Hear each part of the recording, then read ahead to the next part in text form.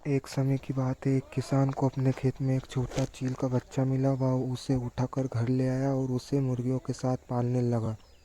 वह चील का बच्चा मुर्गियों के बीच पला बड़ा।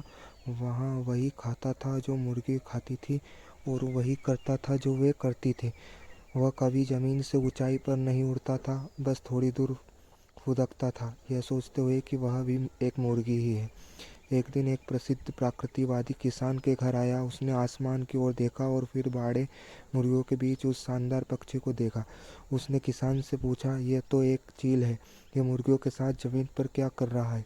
किसान हंसा और बोला, हाँ, यह पहले एक चील था, अब यह मानसिक रूप से मुर्गी बन चुका है। इसने मुर्गियों के साथ रहना सीख लिया है और यह कभी उड़ नहीं पाएगा। प्रकृतिवादी को यह बात पसंद नहीं आई। उसने कहा, नहीं, यह एक चील है और इसे अपनी असली पहचान जाननी होगी। अगले दिन प्रकृतिवादी ने चील को उठाया और प्यार से छत पर ले गया। उसने कहा, तुम एक चील हो, तुम जमीन के लिए नहीं बने हो, उड़ो। लेकिन चील ने नीचे मुर्गियों को देखा, डर गया और वापस नीचे कूद गया। प्रकृतिवादी ने हार नहीं मानी। अगले दिन वह उसे एक बहुत ऊंचे पहाड़ की चोटी पर ले आ गया।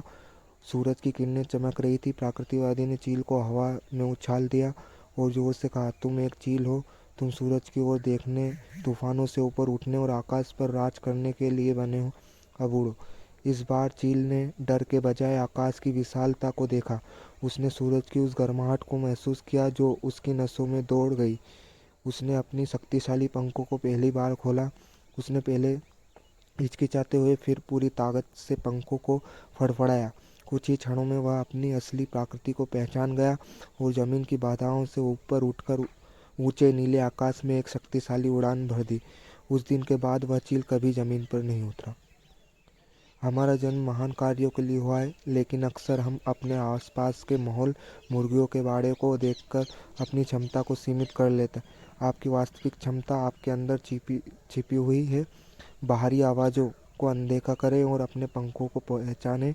आप जिस को भी प्राप्त करना चाहते हो, आप प्राप्त कर सकते हो।